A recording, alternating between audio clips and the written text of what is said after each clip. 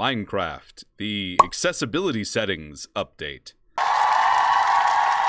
Oh, hi everyone, Dewlan here, and welcome to not just another snapshot, but the first pre-release of 1.19.4. They've put 1.20 on the back burner a bit just to change a little bit more about 1.19, and we're here to talk about it. We'll be covering all of the wonderful things that they've changed for the 1.20 update, but also what you can expect to be seeing in the game pretty soon. If one suits your fancy over the other, make sure to check out those timestamps I've been adding. First things first, you'll notice that the Enchantment Glint is not going to be as strong as it used to be, and you can change a lot of the settings that we talk about by hitting Escape, going to Options, and clicking on Accessibility Settings. There seems to be a big push in accessibility. So for example, if I wanted the glint strength to be even lower, I can take it to like 50%. You can also update the glint speed in 1.19, just giving you a little bit more customizability. With this change is also something really cool. If I go in here and look up potions, you'll see the glint has actually been removed from the potions,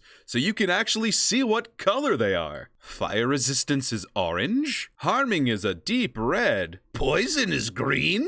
Let me tell you, I'm learning so much about the game right now. Conversely, they made the enchantment glint a little bit stronger in your hotbar so that you can see when items are enchanted. And speaking of accessibility, they've added a new built-in high contrast resource pack for 1.19.4. Whoa, the textures, they're so different. I'm just kidding. All it does is changes the UI to have a little bit more contrast. Why? Accessibility, that's why.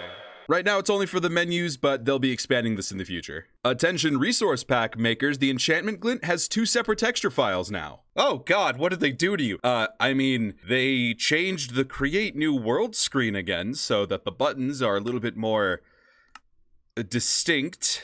It's interesting. It's got a little bit more of a depth to it, but a lot more blank space. Some new stuff with a height map using the /execute command. That sure sounds like a technical change to me. With it being a pre-release, there's also a ton of bug fixes. So now let's talk about some of the 1.20 changes. First things first, rest in peace to the string pickaxe.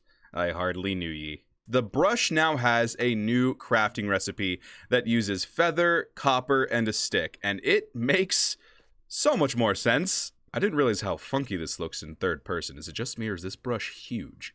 Sir, Mr. B, let me brush you, sir. You seem to have a little something stuck to you. Yes, there you go. There you go. Hey, happy to help. And then there were a lot of other smaller changes, like the sniffer mob egg was changed a little bit, and then a lot of data was actually missing from the new cherry wood. For example, you couldn't make things like campfires with them. That's been fixed. The saplings are now considered saplings. The leaves are with the leaves. It just works now, you know? A lot of you may not have known this about last week's snapshot unless you watched my video because we covered it, but you don't have to have shards to create the decorative pots. You can actually just use 4 plain bricks, and that's been reflected in the crafting book now. Yeah.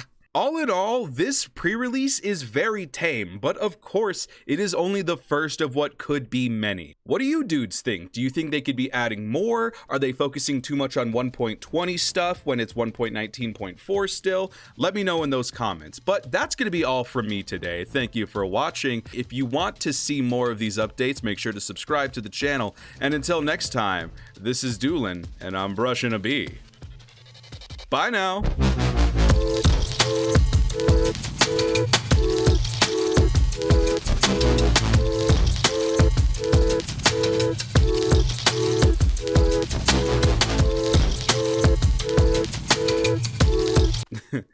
It looks like I'm waving goodbye.